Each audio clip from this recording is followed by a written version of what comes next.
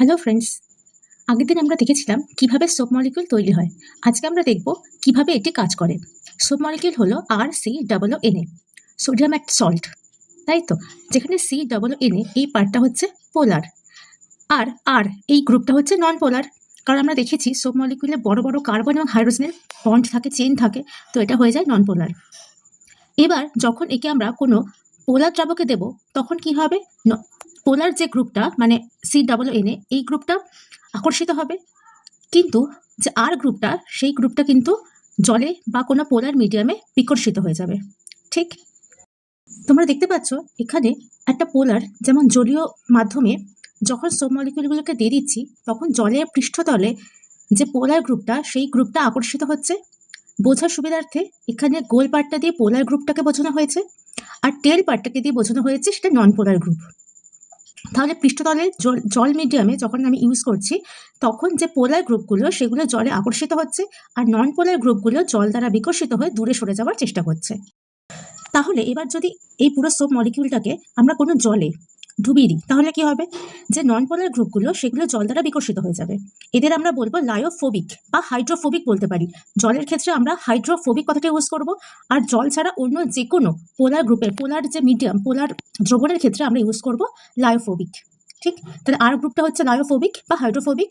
তাই সেই যে আর গ্রুপগুলো সেগুলো একত্রিত হয়ে যাবে, আর বাইরের দিকে থাকবে পোলার গ্রুপগুলো। তাহলে একটা গোল টাইপের একটা ফরমেশন পাবো, এটাকে বলা হয় মাইসেল বা মিসেল। কিন্তু এখন যদি সোপ মলিকিউলটাকে জলে না দিয়ে আমরা কোনো নন পোলার দ্রবণে দিয়ে দিই, যেমন তেল, অয়েল, তাহলে কি হবে? এখন ঠিক উল্টো ঘটনা ঘটবে। যেহেতু নন পোলার তাই আর গ্রুপটা তেলে আকর্ষিত হবে, কিন্তু যে পোলার গ্রুপটা সেটা কিন্তু বিকর্ষিত হয়ে যাবে। তাই এখন যে গোল টাইপের ফরমেশনটা হবে, যে মিসেলটা ফরমেশন হবে, তার ভেতরের দিকে থাকবে পোলার গ্রুপগুলো আর বাইরের দিকে থাকবে টেল গ্রুপটা। তাহলে এখন প্রশ্ন হচ্ছে কিভাবে এইটা জামা কাপড় থেকে ময়লা দূর করে। অ্যাকচুয়ালি যে ডার্টগুলো থাকে সেটা হচ্ছে ফ্যাট বা অয়েল মলিকিউল। ঠিক, এবার আমরা কি করি? জামা কাপড় কোথায় ধুই? জলে ধুই, আর তার সাথে কি সার্ফ ইউজ করি। তাহলে এখন সোপ মলিকিউলটা জলের মধ্যে মিশছে, মানে জলীয় দ্রবণে কাজ করছে। আর যে জামা কাপড়ের ময়লা সেটা কি বললাম? ফ্যাট। তাহলে নন পোলার হয়ে গেল। তাহলে ওই নন পোলার যে ফ্যাটটা সেটা কার কার মধ্যে ট্র্যাপ হবে?